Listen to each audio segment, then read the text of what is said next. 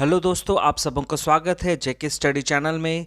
तो आप सभी को कैसे हैं, आशा करते हैं और आप लोग अपना ध्यान दे रहे होंगे और सही सलामत होंगे। तो आज का जो वीडियो है वो है आपका जनरल नॉलेज, जो हर एक प्रतियोगिता परीक्षाओं के लिए, चाहे आपका झारखंड हो या फिर अन्य एग्ज़ाम हो, हर एक परीक्षाओं के लिए बहुत ही उपयोगी होगा आज का ये जो क्वेश्चन सीरीज़ है। और मैं एमसीक्यू के माध्यम से आप सबों के सामने यह प्रश्न लाने का प्रयास कर रहा हूँ। तो शुरू करते हैं। तो सबसे पहले जो लोग चैनल में नए हैं तो वे लोग चैनल को सब्सक्राइब कीजिए, बेल आइकन को प्रेस कीजिए ताकि वीडियो का हर एक नोटिफिकेशन आप तक सुरक्षित सबसे पहले पहुंच जाए। तो चलिए शुरू करते हैं बिना किसी देरी के। तो आपके सामने है सबसे पहला क्वेश्चन, प्राचीन काल में महान विधि निर्माता कौन थे? प्राचीन काल के महान विधि निर्माता कौन थे? तो ऑप्शन देखिए, ऑप्शन है आपका अशोक, आर्यभट्ट, मनु या वत्स्यायन। तो इसका सही जवाब क्या होगा? तो इसका सही जवाब होगा ऑप्शन नंबर सी, मनु। ठीक है।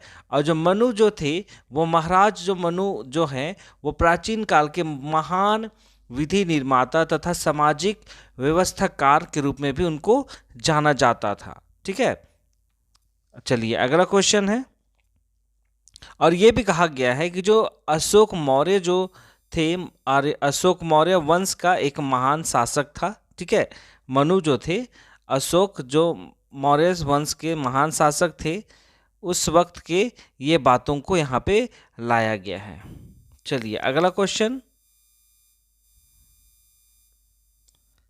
क्वेश्चन नंबर 2, निम्नलिखित में से मध्य एशिया के किस शासक को 1192 ईस्वी में उत्तर भारत को जीता था?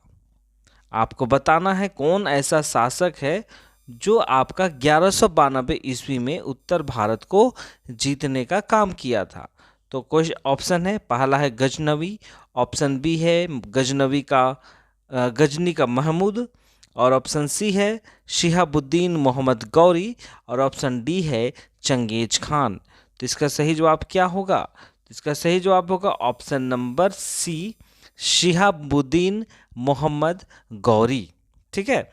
और जो शिहाबुद्दीन जो थे वो संसवनी वंश के थे। ठीक है, संसवनी वंश के थे और वे भारत पे जो अपना पहला आक्रमण जो किए थे वो किए थे 1175 ईस्वी में। ठीक है, 1175 ईस्वी में शिहाबुद्दीन मोहम्मद गौरी ने भारत पे पहला आक्रमण किया था। फिर 1178 ईस्वी में गुजरात आक्रमण में गौरी को, जो आपका जो गौरी है वो चालुक्य वंश के शासक भीम द्वितीय को पराजित भी किया था। ठीक है, तो ये सारी बातें यहाँ पे हम लोग देख पाते हैं। चलिए अगला क्वेश्चन,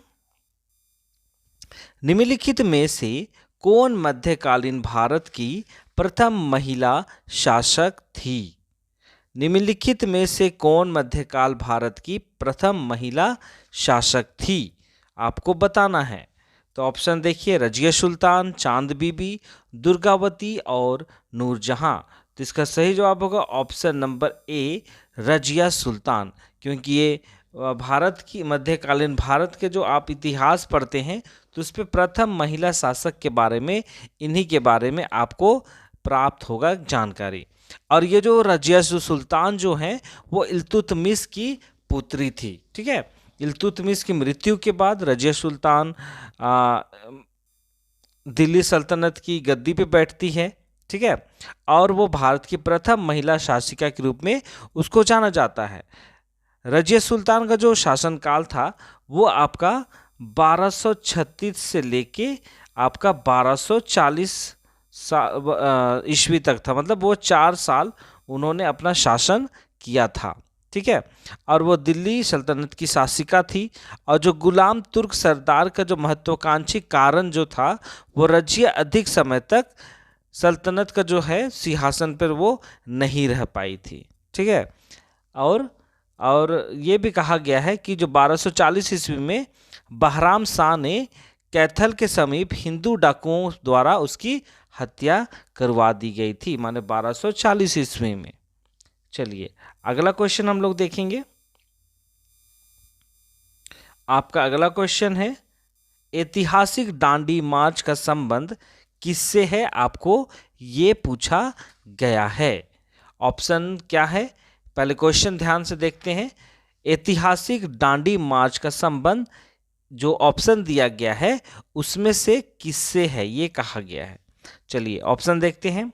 ऑप्शन नंबर ए है निर्वाचन के बहिष्कार से, ऑप्शन बी है नमक कानून तोड़ने से, ऑप्शन सी है हिंदू मुस्लिम एकता से, और ऑप्शन नंबर डी है आपका छुआछूत से। तो इसका सही जवाब क्या होगा, जो दांडी मार्च जो था वो आपका नमक कानून को तोड़ने से संबंध यहाँ पे रखता है।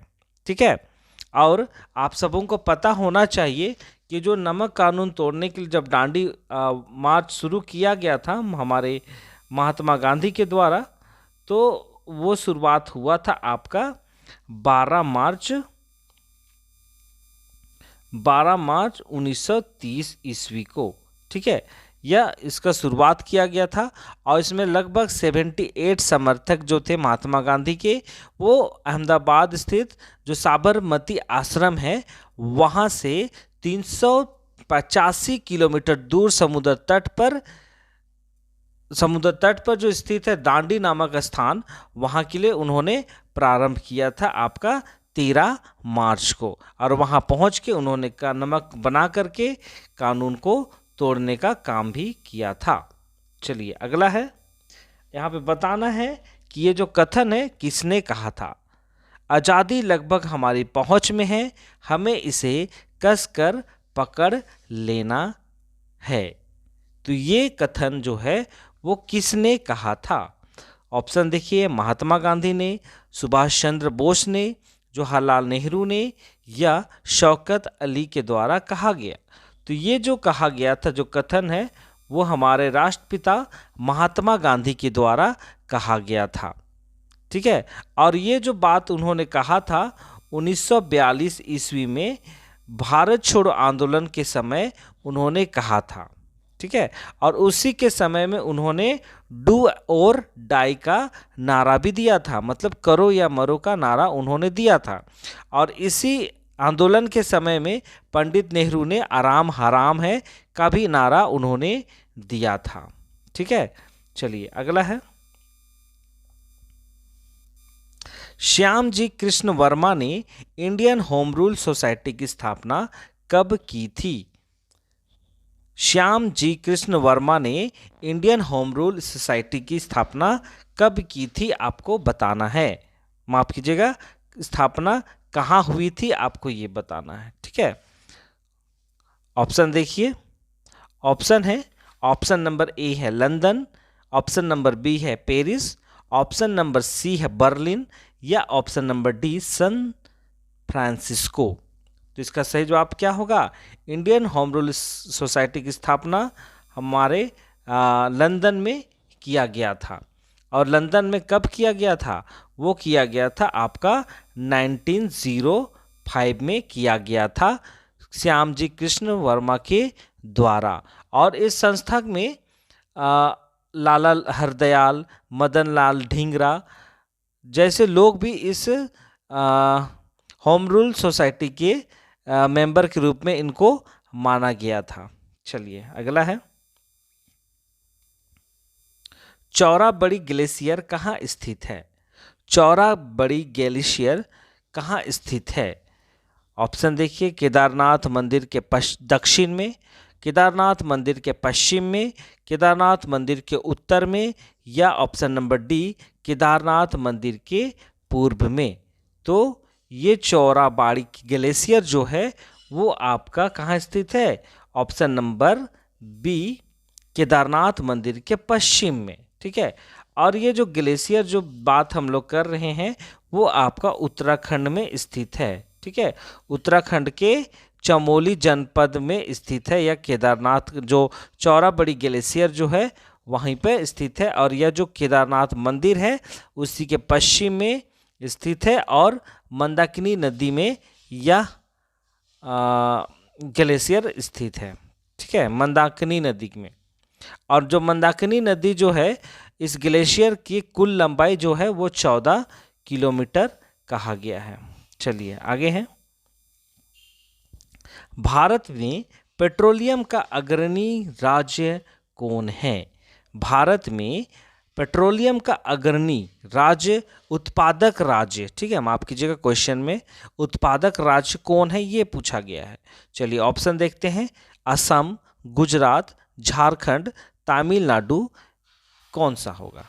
तो इसका सही जवाब होगा ऑप्शन नंबर बी, गुजरात। ठीक है, और जो पेट्रोलियम की बात कर रहे हैं, अग्रणी उत्पादक राज्य गुजरात है, और यहाँ पे देश के कुल तेल उत्पादन का 22% भाग उत्पादित किया जाता है। और गुजरात के तेल उत्पादक क्षेत्र जो है अंकलेश्वर, लुनेज, कलोल, बड़ोदरा, भड़ौच, सूरत, मेहसाना और खेड़ा जैसे स्थानों से यह उत्पादन किया जाता है। चलिए अगला क्वेश्चन हम लोग देखेंगे। भारत में, आपका यहां पे थोड़ा मिस टाइप हो गया है,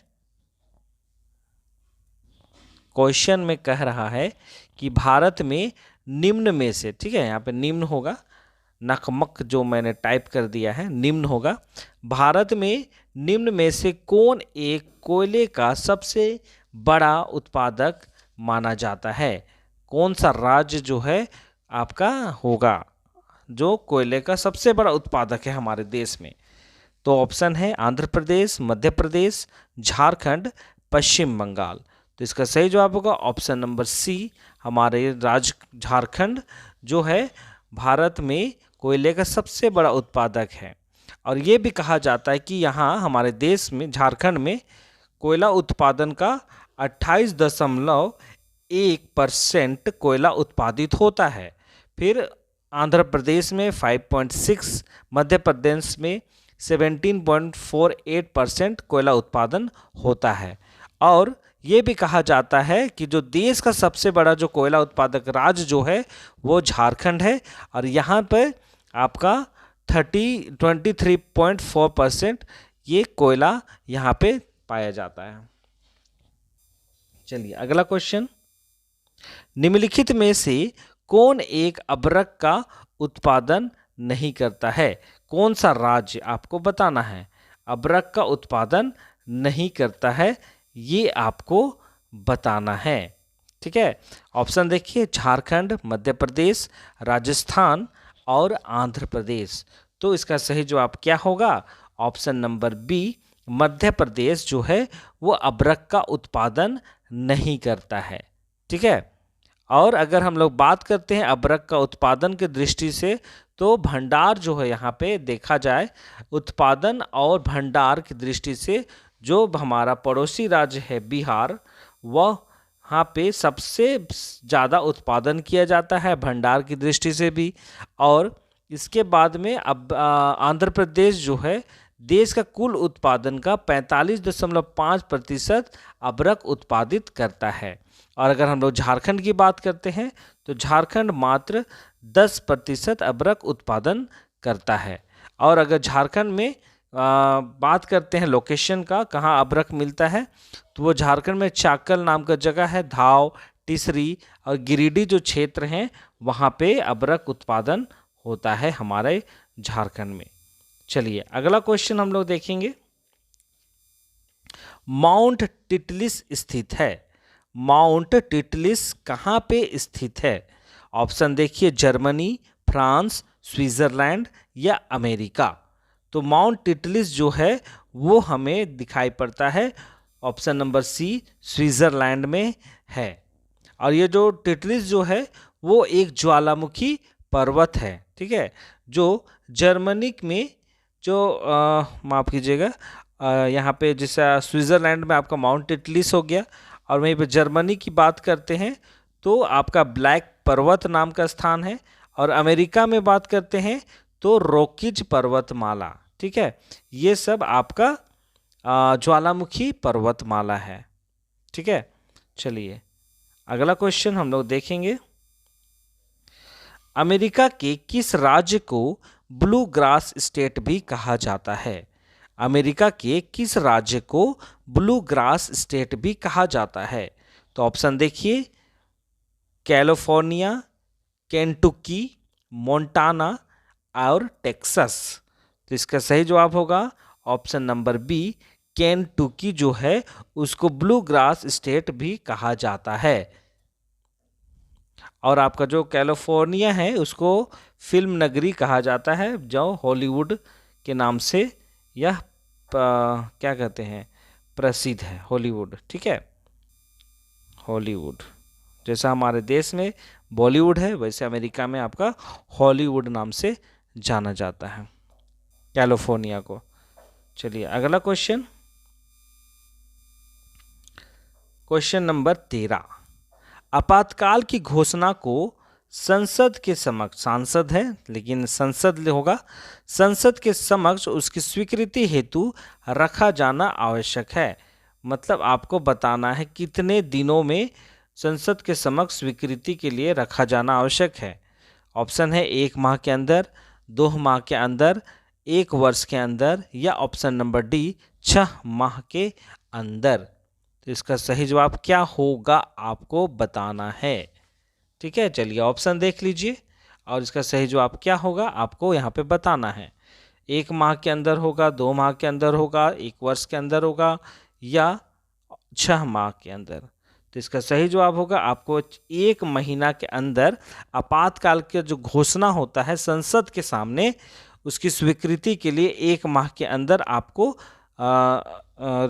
संसद के सामने रखना है स्वीकृति प्रदान करने के लिए। ठीक है, 1 माह के अंदर। और ये जो चीज़ हम लोगों को मिलता है, जो आपातकाल की जो घोषणा की बात में जो है, वो हमें संसद के संसद बोलते हैं हम, आपकी जगह भारतीय संविधान का जो अनुच्छेद है, अनुच्छेद आपका 352 के अंतर्गत ये कहा गया है। ठीक है, चलिए, और आपातकाल करने की जो घोषणा है वो हमारे राष्ट्रपति के द्वारा किया जाता है। राष्ट्रपति के माध्यम से स्वीकृति हम लोगों को संसद के द्वारा स्वीकृति मिलती है। ठीक है, चलिए अगला है, निम्नलिखित में से कौन सा अंग संविधान का अंग नहीं है? ठीक है, संसद, माफ कीजिएगा, संविधान में यहाँ पे जो आपको 4 ऑप्शन दिख रहे हैं, इसमें से कौन है जो संविधान का भाग नहीं माना जाता है? तो आपको ये बताना है। चलिए ऑप्शन देखते हैं, निर्वाचन आयोग, वित्त आयोग, अंतर्राज्य परिषद या नीति आयोग। तो इसका सही जवाब होगा आपका option number D, NITI Aayog. NITI Aayog क्या होता है?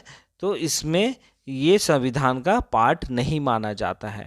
और नीति आयोग की स्थापना की बात अगर करते हैं, ये भारत सरकार के माध्यम से किया गया है। और नीति आयोग की स्थापना आपका 1 जनवरी को हुआ है, वो भी आपका 2015 ईस्वी को। ठीक है, और इसका स्थापना का जो उद्देश्य रखा गया था वो था कि आर्थिक संसाधनों और पहलुओं का आकलन करना और विश्लेषण करते हुए व्यापक योजनाओं को निर्माण करना।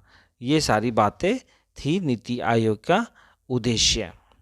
तो इसका सही जवाब हो गया नीति आयोग, जो संविधान का भाग नहीं है। आपका संविधान निर्वाचन आयोग के बारे में हम देख पाते हैं, वित्त आयोग के बारे में देख पाते हैं, अंतर्राज्य परिषद के बारे में भी हम लोग देख पाते हैं। चलिए, और ये आज का आखिरी क्वेश्चन होगा, भारत संविधान के 73वें संशोधन का संबंध बताना है। जो 73वें संशोधन किया गया है उसका संबंध आपको बताना है। चलिए ऑप्शन देखते हैं, केंद्र और राज्यों के संबंध के बारे में, सर्वोच्च न्यायालय की शक्तियों के बारे में, संसद सदस्यों के वेतन और विशेष अधिकार के बारे में, या पंचायती राज व्यवस्था के बारे में हम लोग 73वें संविधान संशोधन में देख पाते हैं। तो इसका सही जवाब आपका क्या होगा?